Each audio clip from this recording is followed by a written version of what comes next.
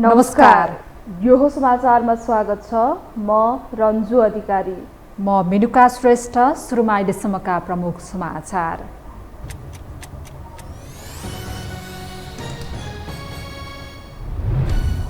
उपनिर्वाचनका लागि 3वटै निर्वाचन क्षेत्रमा मनोनयन दर्ता, 3 दलबीच मुख्य प्रतिस्पर्धा हुने। राहदानी विवाद सर्वोच्च पुगेपछि रासोपा सभापति रवि लामिछाने पुनः सङ्कटमा। 100 दिनमा 37 उपलब्धिपूर्ण काम भएको भन्दै सरकारद्वारा आत्मकेन्द्रित प्रशंसा। सत्ता समीकरण बदलावले अझै परिणाममुखी काम गर्न नसकेको प्रधानमन्त्री प्रचण्डको जिज्ञासा।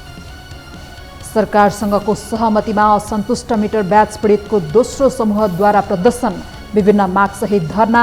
आफ्ना मागहरू सम्बोधन नभएसम्म आन्दोलन नरोक्ने चेतावनी। रुसी सेनाद्वारा युक्रेनको बाख्मत सहर कब्जामा लिएको दाबी। युक्रेनद्वारा स्वीकार। रुस युक्रेनमा खाद्यान्न उत्पादनमा भारी ह्रास आउँदा विश्वभर खाद्यान्न सङ्कट बढ्दै। र ए डिभिजन लिगका 6औं चरणको पहिलो खेलमा एपीएफ र सङ्कटा विजयी। एपीएफले पुलिसलाई 2-0ले हराउँदा सङ्कटाले खुम्बटालाई 1-0 गोल अन्तरले हरायो।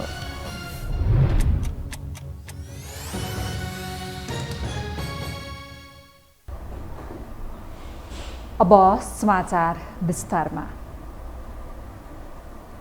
आगामी वैशाख 10 गते हुने उपनिर्वाचनका लागि 3वटै निर्वाचन क्षेत्रमा उम्मेद्वारहरूले मनोनयन दर्ता गराएका छन्। उपनिर्वाचन भए पनि दल र उम्मेद्वारहरूको रस्साकस्सीले महाचुनाव जस्तो देखिएको वैशाख 10 का लागि मनोनयन दर्ता उम्मेद्वारहरूको शक्ति प्रदर्शन जस्तै बन्यो। एक रिपोर्ट।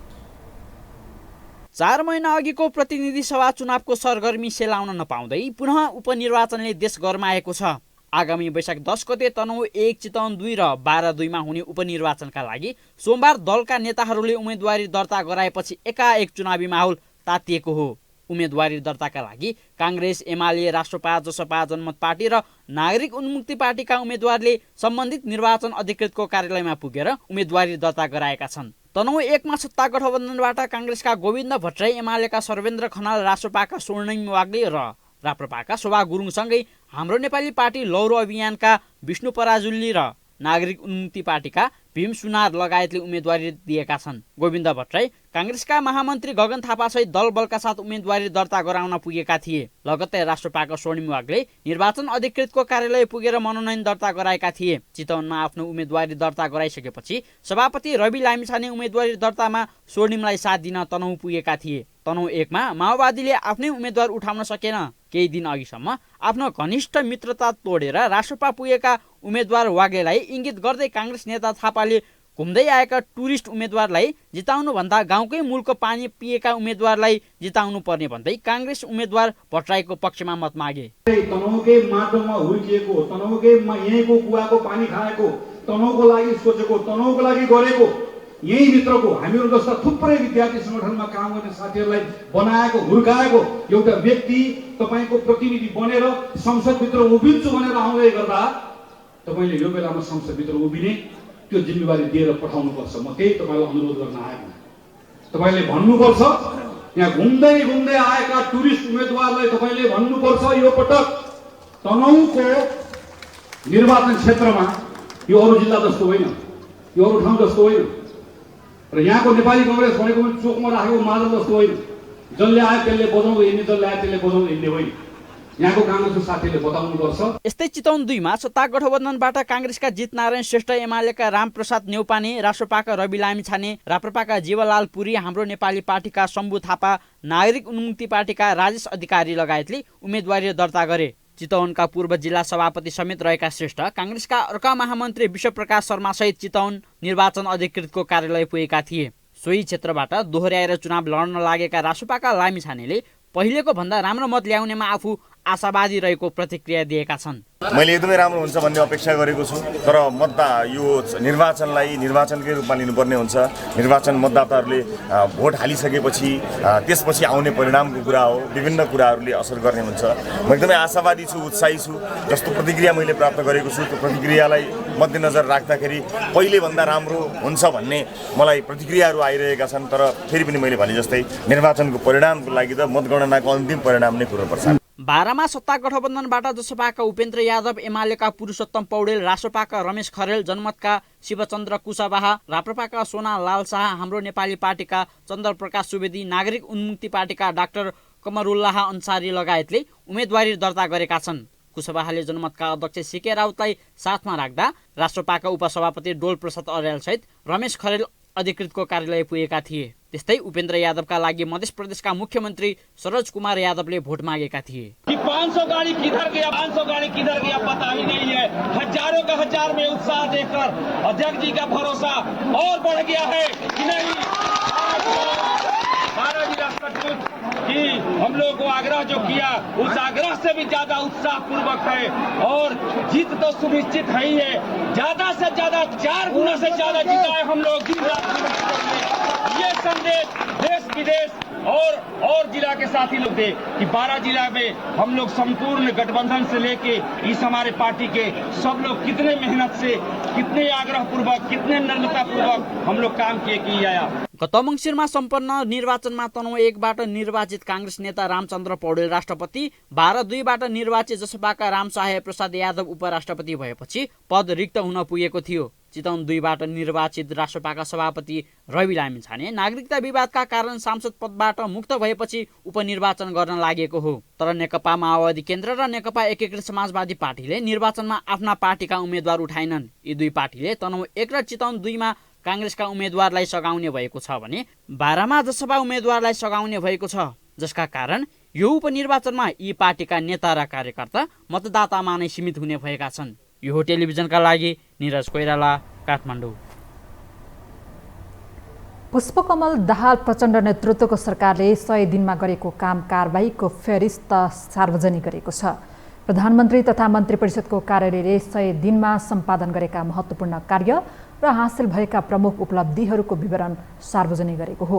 सरकारको नेतृत्वमा आएपछि मुलुकको अर्थतन्त्रको पुनरुत्थान, राज्यका सबै तहमा सुशासनको प्रत्याभूति, विकास निर्माण कार्यमा तीव्रता, सेवा प्रवाहमा सरलीकरण, जनसेवा र जनसरोकारका मुद्दाहरूको सम्बोधन, सामाजिक न्यायको प्रवर्धन तथा राष्ट्रहितको अभिवृद्धि गर्ने उद्देश्यले आफ्ना कामकाजहरू अगाडि बढाइरहेको प्रधानमन्त्री कार्यालयको भनाइ छ। यस्तै 100 दिनको छोटो अवधिमै पनि राज्यका निर्देशक सिद्धान्त, नीति तथा दायित्वहरूको कार्यान्वयन, सार्वजनिक सेवामा नागरिकहरूको सरल र सहज पहुँचलाई सुनिश्चित गर्ने तथा समग्र शासकीय सुधारका दिशामा महत्त्वपूर्ण पाइलाहरू चालेको दावी समेत गरिएको छ।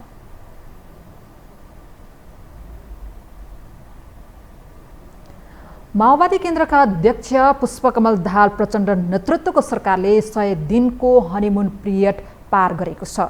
यो अवधिमा 2 पटक विश्वासको मत लिएका प्रधानमन्त्री प्रचण्डले 7औं पटक मन्त्री परिषद पुनर्गठन गरेका छन्, तर अझै मन्त्री परिषदलाई पूर्णता दिन सकेका छैनन्। सरकारले नयाँ इतिहास बनाउने गरी काम गर्ने दावी गरेका प्रचण्डले त्यसको छनक दिन सकेका छैनन्। एक रिपोर्ट। पुस 10 गते तेस्रो पटक प्रधानमन्त्री भएका माओवादी केन्द्रका अध्यक्ष पुष्पकमल दाहाल प्रचण्डले भनेका थिए, यसपटक देशले सम्झने गरी काम गर्छु, धेरै काम गर्छु, कम भाषण गर्छु। तर 100 दिनको अवधिमा उनको भनाइ र गराइमा तादमीयता देखिएको मिलेको छैन। प्रचण्ड भाषण गर्नकै लागि दैनिक 2-3 वटा कार्यक्रममा पुग्छन्, दैनिक विभिन्न निर्देशन पनि दिँदै आएका छन्, तर ठोस काम भने हुन सकेको छैन। 7 पटक मन्त्री परिषद पुनर्गठन गरेका प्रचण्डले अझै मन्त्री परिषदलाई पूर्णता समेत दिन सकेका छैनन्। कुर्सी बचाउने बाहेक सरकारले उपस्थिति देखाउन नसकेको प्रमुख प्रतिपक्ष दल एमालेको आरोप छ। हनीमुन अवधिमा सरकारले आशा र उत्साह जगाउने काम गर्न नसकेको एमालेको दावी छ। समस्या चाङ लागेका छन्, सम्बोधनका निम्ति कुनै पहलकदमी देखिएको छैन। यो खालको परिस्थिति हेर्दाखेरि यता हेरे पनि उता हेरे पनि जुनसुकै क्षेत्रलाई हेरे पनि उल्लेखनीय हिसाबले यति सकारात्मक पहलकदमी भयो नि भन्न सकिने कुनै विषय, कुनै ठाउँ नै रहेन। त्यसले गर्दाखेरि अब यो एक ढङ्गले भन्ने हो भनेदेखि बडो निराशाजनक छ। आम जनताको जस्तो खालको उत्साह हुनुपर्ने हो त्यो खालको परिस्थिति देखिए। यो अवधिमा सत्ता गठबन्धनमा फेरबदल आयो। सरकार गठनका लागि मुख्य भूमिका खेलेको नेकपा एमाले प्रमुख प्रतिपक्ष बन्न पुगेको छ। राप्रपा पनि विपक्ष बेन्चमा बसेको छ। यी दुई दल र स्थायी प्रतिपक्ष नेमकिपा बाहेक सबै दलले प्रधानमन्त्री प्रचण्डलाई विश्वासको मत दिएका छन्। तर विश्वासको मत दिने दलहरू चारतिर फर्किएका छन्। मन्त्री परिषद विस्तार भएकै दिन जनमत पार्टी सरकारबाट बाहिरिएको छ। प्रमुख सत्तारूढ दल नेपाली कांग्रेस सरकारलाई यो या त्यो बहानामा काम पन्छाउने छुट नभएको दावी गर्छ। 100 दिन चाहिँ एक किसिमले भन्ने हो भने राजनीतिक रूपमा भन्ने हो भने अस्तव्यस्तै ढङ्गले बितेको छ र सरकारले दिनुपर्ने डेलिभरीका कामहरूका बारेमा प्रारम्भ गर्नुभएको छ। प्रचण्डले चाहिँ यसपालि केही गर्छु भनेर भन्नु पनि भएको छ। यो सरकारलाई अब अन्य कुनै पनि कुराले रोकटोक भयो अथवा हामीलाई अप्ठ्यारो पर्यो भन्ने ठाउँ चाहिँ छैन। अब यो सरकारले चाहिँ गति लिनुपर्छ। गतिका साथ यो सरकार अगाडि बढ्नुपर्छ। त्यसो भयो भने मात्रै हामीले जनतासँग गरेको बाचा पुरा हुन्छ। अन्यथा जनताले चाहिँ र आम दुनियाँले चाहिँ हामीलाई प्रश्न गर्छ। गत मङ्सिरको चुनावबाट बनेको संसदीय समीकरणकै कारण सरकार निर्माण सहज नबनेको सत्तारूढ दलहरूको ठम्याइ छ। सबैको सहयोगमा सरकार अगाडि बढ्ने विश्वास सत्तारूढ एकीकृत समाजवादीको छ। यो गठबन्धनको अवस्था भनेको आफैमा यो विशेष अवस्था हो। अब त्यसमा पनि अहिले जुन हिसाबले नेपालको राजनीति बडो तरल छ, त्यो अवस्थाभित्र 100 दिन बित्ने कुरालाई कुनै अनौठो मान्नु जरुरी छैन। तर अब एकचोटि यो सरकार गठन गर्ने कुरा, पुनर्गठन गर्ने काम भइसकेपछि अब यसले गति लिने अवस्था छ। सरकार आफैले भने 100 दिनको अवधि उपलब्धिमूलक रहेको दावी गरेको छ। सेवा प्रवाह र कानून निर्माणमा भएको महत्त्वपूर्ण कामले जनतामा आशा जगाएको सरकारको दावी छ। कानून निर्माणको क्षेत्रमा, सेवा प्रवाहको क्षेत्रमा सरकारले महत्त्वपूर्ण उपलब्धि हासिल गरेको छ 100 दिनको अवधिमा। राजनीतिक कारण केही भए त्यो एउटा हो, तर पनि सरकारले केही गर्छ भन्ने कुरामा जनतामा एउटा आशा सञ्चार गर्न सकेको छ। त्यो पनि धेरै महत्त्वपूर्ण कुरा हो भन्ने मलाई लाग्छ। तर विज्ञहरू भने सरकारको दावी पत्याउने अवस्थामा छैनन्। हनीमुन पिरियडमा मन्त्री परिषदले पूर्णता समेत पाउन नसक्नु विडम्बना हो। सरकार बनाउन र भत्काउनै 100 दिन बितेको छ। जनताले सरकार भएको महसुस नै गर्न पाएका छैनन्। कम्प्लिट 100% फेलियर भनेको यो हो। 100 दिन के काम भयो? गठबन्धनका तपाईहरुले समाचार दिनुभयो, ब्रड सिटमा चाहिँ ठुलठुला आए। प्रचण्डले आज कतिजनालाई चाहिँ भेटे, त्यही हो बिहानै उठेर गर्ने के भने गठबन्धनको समाचार सुन्दा दिक्क भइसक्यो। फेलियर भएको उहाँहरूलाई महसुस छ कि चाहिँ थाहा छैन। हामीलाई त महसुस छ। महसुस होइन, व्याख्या गरेर प्रमाणित गरिदिन सक्छु म फेलियर यो सिस्टम। वर्तमान सत्तारूढ गठबन्धनले प्रत्येक दल कम्तीमा एक मन्त्रीको सिद्धान्त अँगालेको छ। गठबन्धन दलहरूको न्यूनतम साझा कार्यक्रमलाई अझै अन्तिम रूप दिन सकेका छैनन्। विकास, निर्माण र जनजीविकाको सवालमा सरकार मौन छ। उच्च ब्याजदरको समस्या समाधान भएको छैन। अर्थतन्त्रका सूचकहरू सकारात्मक छैनन्। यी र यस्ता समस्या समाधान गर्नका लागि प्रधानमन्त्री प्रचण्डले ठोस कदम भने चाल्न सकेका छैनन्। यो हो टेलिभिजनका लागि पासाङ शेर्पाको रिपोर्ट। अब बाँकी समाचार। गठबन्धन दलहरू बीचकै प्रतिस्पर्धा र हेभीवेट उम्मेद्वारले रोचक बनेको उपनिर्वाचनमा भोट माग्न केन्द्रीय तहकै प्रभावशाली नेताहरू मैदान उत्रिएका छन्। कांग्रेस र एमालेका प्रभावशाली तथा चर्चित नेताहरू निर्वाचनको मैदानमा उत्रिएर उम्मेद्वारका बारेमा व्यक्तिगत छेडछाड नै सुरु गरेका छन्। एक रिपोर्ट। कांग्रेसभित्र दाई भाउजूको पेलान खप्न नसकेको भन्दै महामन्त्री गगन थापा लगायतलाई छोटो मोबाइल सन्देश छाडेर रासोपा प्रवेश गरेका सोडिम वागले तनहुँ एकबाट उम्मेद्वार बनेका छन्। फलत आफ्नो जित सुनिश्चित गर्न पूर्व पार्टी कांग्रेसलाई गाली गर्न थालेका उनले परम्परागत र पुराना पार्टीहरूमा टिकटको किनबेच नै हुने गरेको आरोप लगाए। आफू पछि फर्कने नभई अघि बढ्नका लागि नै रासोपा प्रवेश गरेको बताएका उनले राष्ट्रपति रामचन्द्र पौडेलको उत्तराधिकारीका रूपमा आफू तनहुँबाट विजय हुने दावी समेत गरे। स्वतन्त्र पार्टीको टिकट हातमा बुझिसकेपछि गगन थापा लगायतका दोस्रो तहका नेतालाई संकेत गर्दै पहिलो प्रहार खोलेका उनले काङ्ग्रेसमा महामन्त्रीद्वय गगन थापा र विश्वप्रकाश शर्माको हैसियत नै नभएको सम्म भन्न भ्याए। सार्थक अथवा निर्णायक हैसियत तपाईहरू जस्ता सुधारक भनेर चिनिएका पात्रहरूले नेपाली कङ्ग्रेस पार्टीमा आउनुभयो भने त्यति बेला राष्ट्रिय स्वतन्त्र पार्टी पनि लोकतान्त्रिक पार्टी हो, विश्वसनीय वैकल्पिक लोकतान्त्रिक पार्टी हो, उहाँहरू पनि पुरानो लोकतान्त्रिक पार्टी हो, सहकार्य गर्न सकिने। हामी कोअलिसन कल्चरमा छौँ, त्यो हिसाबले चाहिँ को मिलेर चाहिँ जान सकिन्छ, जोडिन सकिन्छ भन्ने हिसाबले भनेको हुँ। जसरी कम्युनिस्ट पार्टीहरूले पनि अलायन्स गरे इत्यादि। तर म फेरि नेपाली कङ्ग्रेस फर्कने भन्ने कुरा त्यहाँ उल्लेख गरेको होइन, म अगाडि जाने हो। अर्कातर्फ रविकै छत्रछाया मात्र आफ्नो सफलताको आधार मानेका उनले लामिछाने नै सर्वस्व मानेका छन्। चाप्लुसी यतिसम्म बढेको छ कि गगन थापा लगायतले बिपीलाई आफ्नो आदर्श मानेर अघि बढिरहेका बेला चितवन पुगेर वाग्लेले काङ्ग्रेसीले बिपीलाई लात हानिसकेको मात्र बताएनन्, बरु बिपीको झल्को रपीमा देखिन थालेको बताए। चितवनमा आइतबार सञ्चारकर्मीहरूसँग कुराकानी गर्दै वाग्लेले विक्रमसम्म 2015 सालमा बिपी कोइरालामा जस्तो हुटुटी थियो, अहिले राजसपा सभापति लामिछानेसँग पनि त्यस्तै हुटुटी रहेको बताए। काङ्ग्रेस अब रहेन, त्यसैले अबको यो नयाँ अहिले म वास्तवमा तुलनै गर्ने हो भने रविजी यो 15 सालको बिपी कोइरालाले नेतृत्व गरेको त्यो भिजन भएको, ऊर्जा भएको, एउटा आदर्श बोकेको यो देशलाई एउटा निश्चित समय सीमाभित्र यहाँ पुर्याउँछु भन्ने हुटुटीका साथ त्यो तपाईँमाको नेतृत्वमा त्यो ऊर्जा र भिजन देखिराखेको छ नि, त्यो तुलना गर्न मिल्छ त्यो त हैन, त्यो ड्राइभ। यसरी निरन्तर कडा शब्दका कटाक्ष गरेका उनलाई तह लगाउन नेतृत्वले पनि गगन थापालाई नै तनाउ खटाएको छ। फलत उम्मेदवारी दर्ताको दिनमै आक्रामक रूपमा प्रस्तुत भएका गगनले आफैले तयार गरेको घोषणापत्रमा 5 महिना टिक्न नसक्नेले बौद्धिकताको दम्म नदेखाए हुने टिप्पणी गरेका छन्। वाग्लेलाई टुरिस्ट उम्मेद्वारको संज्ञा दिएका थापाले तनहु एकका कसैका लागि प्रयोग गर्ने प्रयोगशाला नभएको बताए। सङ्घर्ष गर्नेले घरभित्रै सङ्घर्ष गर्नुपर्ने बताएका उनले वाग्लेलाई बाहिर गएर ढुङ्गा हान्नु उचित नहुने चेतावनी समेत दिएका छन्।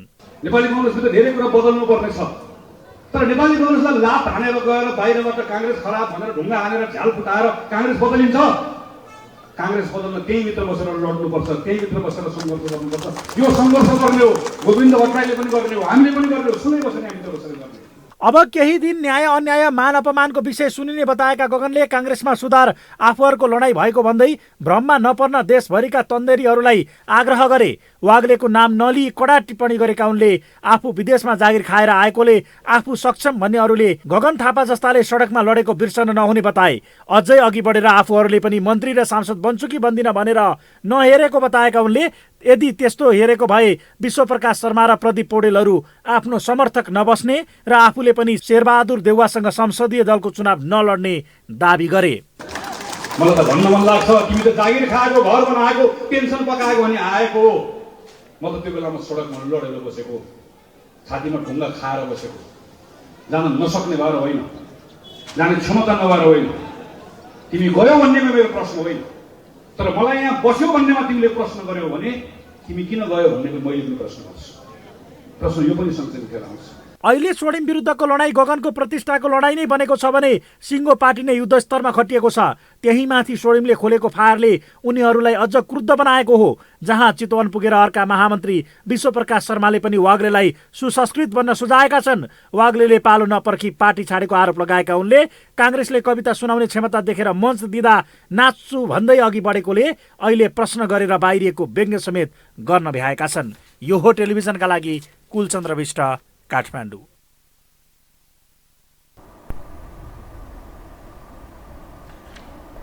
सरकार विस्तारसँगै विश्वासको मतको बेला भन्दा खुम्चिएको सत्ता गठबन्धन उपचुनावले अझ समस्या सृजना गरिदिएको छ। प्रदेशमा एमाले ढोक्सा थाप्न सुरु गरेको छ भने गठबन्धनकै दलहरू भिड्ने अवस्था सृजना भएको हो, जसले गठबन्धनकै आयुमाथि आशंका गर्ने वातावरण निर्माण भएको छ। एक रिपोर्ट। वर्तमान सत्ता गठबन्धन एजेन्डाको आधारमा बनेको भन्दै 5 वर्ष नै टिक्ने शीर्ष नेतृत्वको दाबी फेल हुने अवस्था सिर्जना हुन थालेको छ।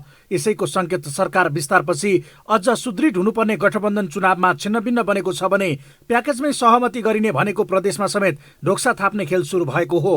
फलत विश्वासको मत दिँदा 11 दल भएको गठबन्धन अहिले खुम्चिएको छ।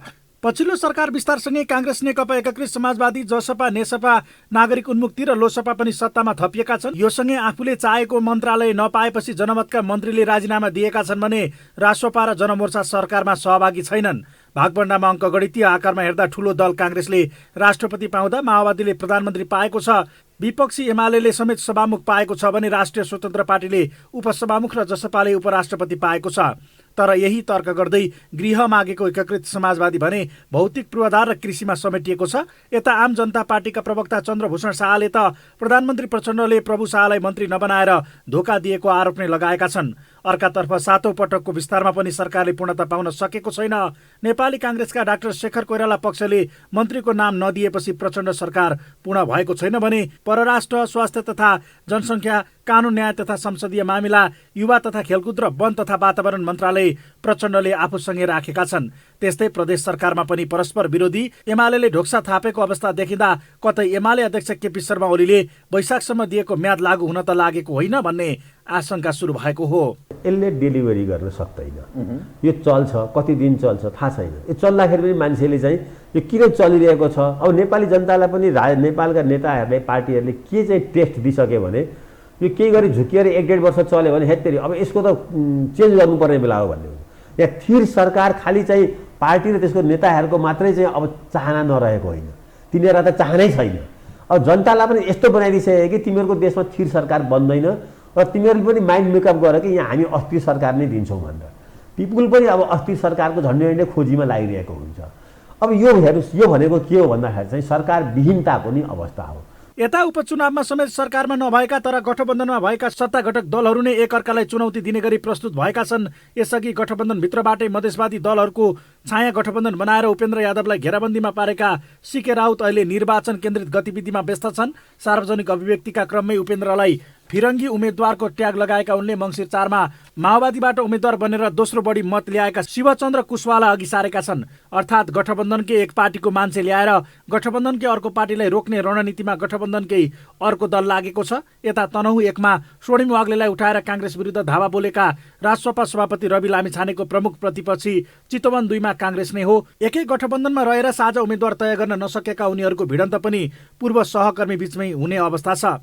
जहाँ चितवन 2 मा काङ्ग्रेसका जितनारायणले रवि विरुद्ध गालीको वर्षा गराइरहेका छन्। जो जितेर आए पनि गठबन्धनकै दल जित्ने यो रोचक दृश्यमा भिडन्त पनि गठबन्धनकै दलहरूमा देखिएको छ। जहाँ एमाले क्षेत्रगत राजनीतिक प्रभावका आधारमा कमजोर छ। जनता समाजवादी पार्टी जसपाका वरिष्ठ नेता तथा शिक्षा मन्त्री अशोक राईले त कोशी प्रदेशमा एमाले नेतृत्वको सरकारलाई आफ्नो पार्टीले दिएको समर्थन फिर्ता नहुने बताएका छन्। यही राईको अभिव्यक्तिलाई माओवादीले मौन समर्थन जनाइराख्दा काङ्ग्रेसमा भने आशंका पैदा भएको छ। प्रदेशहरूका भिन्न भिन्न प्रकृतिका समस्याहरू छन्, भिन्न भिन्न चाहिँ अब वस्तुस्थिति छ, धरातल यथार्थ फरक पनि छ। कर्णालीको एउटा समस्या छ भने फेरि कोशीको आउँदा अर्को समस्या छ भनेपछि त्यहीँकै वस्तुगत परिस्थितिले पैदा गरेका केही जटिलताका कारणले मूलभूत रूपमा राष्ट्रिय लेभलमा पैदा भएको जुन एउटा चाहिँ समीकरण छ, एकरूपता छ, त्यो एकरूपता विस्तार गर्न समय भएको लागेको हो।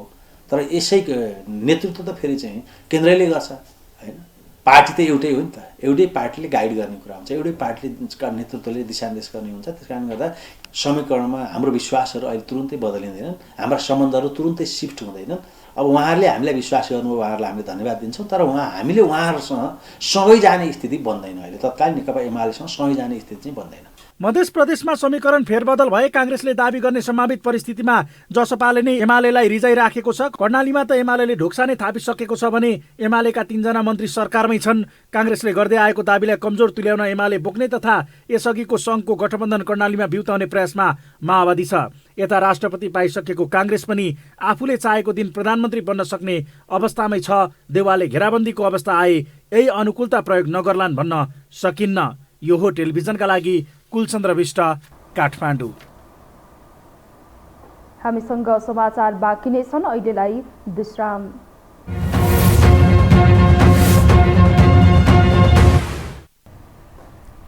विश्रामपछि स्वागत छ। अब बाँकी समाचार। पूर्व राजा ज्ञानेन्द्र शाहले स्थिरता, स्थायित्व, सही राज्य पद्धति बिना हुन नसक्ने बताउनु भएको छ। सुनसरीको इनरुवामा आयोजित कार्यक्रमलाई सम्बोधन गर्दै पूर्व राजाले अहिलेको गणतान्त्रिक व्यवस्था कोरा र सतही भएको दाबी गर्दै आलटाल र टालटुलको प्रणालीले कुनै खादिलो परिणाम दिन नसक्ने जिकिर गर्नुभयो। उहाँले राष्ट्र र राष्ट्रिय एकताको रक्षा गर्नु सबैको दायित्व भएको उल्लेख गर्दै शान्ति, सुव्यवस्था र सुशासनका माध्यमबाट चौतर्फी विकासको बाटो लाग्नुपर्ने बताउनुभयो। देखाउन अहिलेको कोरा र सतही फेरबदल, आलटाल र टालटुलको प्रणालीले कुनै खदिलो परिणाम दिँदैन। निश्चय पनि हामीले राष्ट्रियता र राष्ट्रिय एकताको रक्षा गर्नु छ। निश्चय पनि हामीले हाम्रो राष्ट्रिय स्वाभिमान, अखण्डता तथा सार्वभौमिक स्वतन्त्रता जोगाउनु छ। व्यक्ति, परिवार, समूह, दल वा गुट उपगुटमा अल्झिएर नभई हामी र हाम्रो भन्ने सुहाउँदो राष्ट्रिय अवधारणालाई प्रभाव गर्न सकेमा देश बन्ने उहाँको धारणा छ।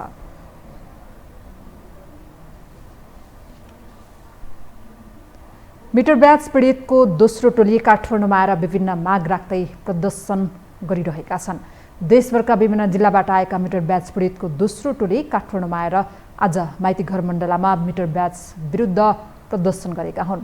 माइतीघर मण्डलाबाट भद्रकालीसम्म विरोध र्याली गरेर उनीहरूले सिंहदरबार अगाडि कार्यक्रम गरेका छन्। यसअघि शनिबार सरकार र मिटर ब्याज पीडित बीच समस्या समाधानका लागि उच्च स्तरीय आयोग गठन गर्ने सहितको 5 बुँदे सहमति बनेको थियो। सरकारसँगको सहमति फितलो रहेको भन्दै उनीहरूले आन्दोलन नरोक्ने चेतावनी दिएका छन्। सरकारले तराईका विभिन्न जिल्लाबाट आएका मिटर ब्याज पीडितहरूको एउटा समितिसँग 5 बुँदे सहमति गरिसकेको छ। तर सरकारले एउटा समूहका पीडितसँग सहमति गरेको 2 दिनपछि देशभरका मिटर ब्याज पीडितको अर्को टोली काठमाडौँ आएर आन्दोलन सुरु गरेका हुन्।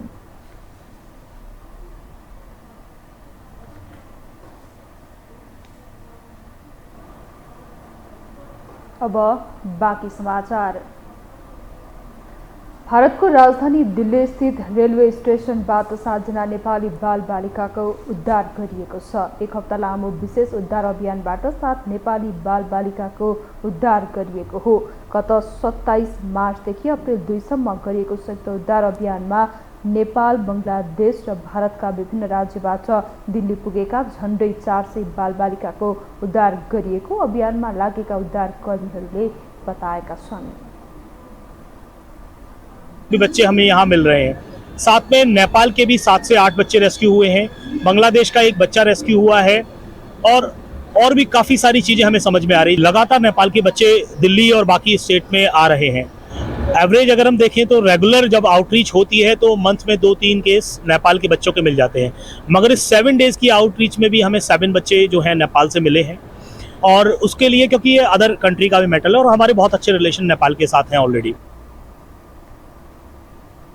बालबालिकाहरू घरको आर्थिक अवस्था कमजोर रहेकाले ठुला सहर घुम्ने रहर र प्रलोभनमा परेर दिल्ली पुग्ने गरेको पाइएको उद्धारमा खटिएकाहरूले बताएका छन्।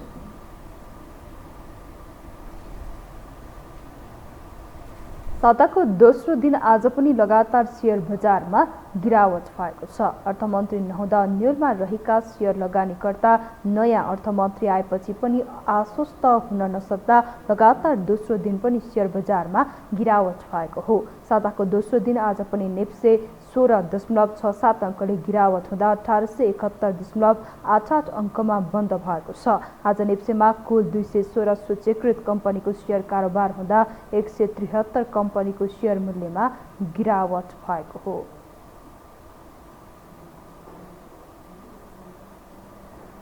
हामीसँग अन्तर्राष्ट्रिय र खेल समाचार बाँकी नै छन्। अहिलेलाई विश्राम।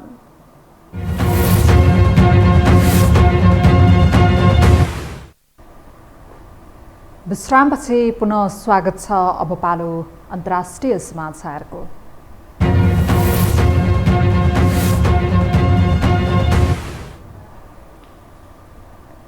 रुसी सेनाले युक्रेनको बाख्मत सहर कब्जामा लिएको दावी गरेको छ। रुसी सेनाको तर्फबाट अग्रपङ्क्तिमा लड्दै आएको वाग्नर सैन्य समूहले बाख्मतमाथि वैधानिक कब्जा जमाएको घोषणा गरेको हो।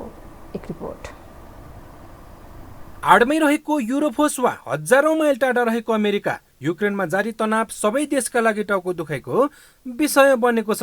रुसले युक्रेनमाथि हमला गरेको वर्ष दिनभन्दा बढी भएको छ। यो अवधिमा दुवैतर्फ हजारौं सैनिक र ठूलो संख्यामा युक्रेनी नागरिकको ज्यान गएको छ। रुसी आक्रमणले युक्रेनमा विनाश मात्रै निम्त्याएको छैन, 80 लाख भन्दा बढी मानिस छिमेकी देशमा शरणार्थीका रूपमा पलायन भएका छन्। युक्रेनका सहरहरू भग्नावशेषमा परिणत हुँदा युक्रेनका हजारौं सर्वसाधारणले ज्यान गुमाएका छन्। यसले युरोपमा दोस्रो विश्वयुद्ध पछिको सबैभन्दा ठूलो शरणार्थी सङ्कट निम्ति आएको छ। रुस र युक्रेन बीच चलिरहेको युद्ध अझै लामो समयसम्म चल्ने सम्भावना देखिँदै गएको छ। सोमबार मात्रै रुसी सेनाले युक्रेनको बाख्मत सहर कब्जामा लिएको छ। रुसी सेनाको तर्फबाट अग्रपन्थीमा लड्दै आएको वाग्नर सैन्य समूहले बाख्मतमाथि वैधानिक कब्जा जमाएको घोषणा गरेको छ। प्यारामिलिटरी सैन्य समूह वाग्नरका प्रमुख यवगेनीले आफ्नो सेनाले बाख्मत सहरको प्रमुख प्रशासनिक भवनमा रुसी झण्डा समेत फहराएको छ। महिनौदेखिको लडाईँमा सफलता मिलेको र बाख्मत सहर पूर्ण कब्जामा आएको उनले दावी गरेको छ। युक्रेनले भने बाख्मत रुसी कब्जामा गएको स्वीकार गरेको छैन। युक्रेनका सैन्य प्रमुखले आफ्नो सेना अहिले पनि सहरमा टिकिराख्ने प्रयासमा रहेको बताएको छ। यता युक्रेनमा बम र गोलीले विश्वव्यापी भोकमारीको सङ्कट डरलाग्दो अवस्थामा पुगेको छ। विश्वकै प्रमुख अन्न उत्पादन युक्रेन र रुस बीच जारी युद्धले संसारभर खाद्यान्न सङ्कट देखिन थालेको छ। विश्वमै धेरै गहुँ मकै र जौ उत्पादन हुने देशमा रुस र युक्रेन अग्रपन्थीमा पर्छ। युक्रेन र दक्षिण पश्चिम रुसलाई युरोपको अन्न भकारी समेत मानिन्छ। विश्वभर हुने गहुँ निर्यात मध्ये यी दुई देशले 30% हिस्सा ओगट्छन्। तर दुवै देश युद्धमा होमिएपछि यसको असर खाद्यान्नमा पर्न थालेको छ। यो हो टेलिभिजनका लागि मिङमा शेर्पा, काठमाडौँ। अब पालो खेल समाचारको।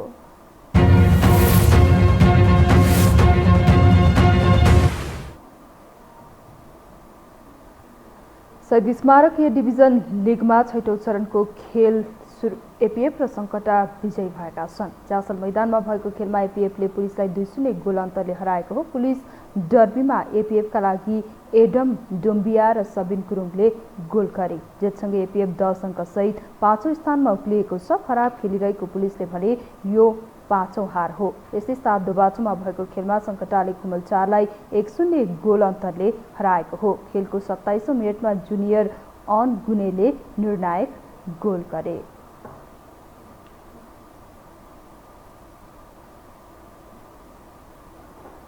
खेल समाचारसँगै हामी यो समाचारको अन्त्यमा आइपुगेका छौँ। बिदा हुनु अघि प्रमुख समाचार पुनः एकपटक।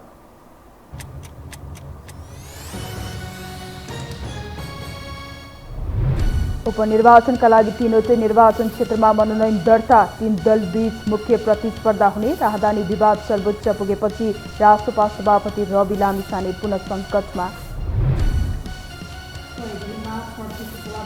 काम भएको भन्दै सरकारद्वारा आत्मकेन्द्रित प्रशंसा, सत्ता समीकरण बदलावले अझै परिणाममुखी काम गर्न नसकेको प्रधानमन्त्री प्रचण्डको जिकिर। सरकारसँगको सहमतिमा सन्तुष्ट मिटर ब्याज पीडितको दोस्रो समूहद्वारा प्रदर्शन, विभिन्न माग सहित धरना, आफ्ना मागहरू सम्बोधन नभएसम्म आन्दोलन नरोक्ने चेतावनी। रुसी सेनाद्वारा युक्रेनको बाख्मत सहर कब्जामा लिएको दावी, युक्रेनद्वारा अस्वीकार। रुस युक्रेनमा खाद्यान्न उत्पादनमा भारी ह्रास आउँदा विश्वभर सङ्कट बढ्दै। र डिभिजन लिगका 6औं चरणको पहिलो खेलमा एपीएफ र सङ्कटा विजयी। एपीएफले पुलिसलाई 2-0ले हराउँदा सङ्कटाले खुमल 4लाई 1-0 अन्तरले हरायो।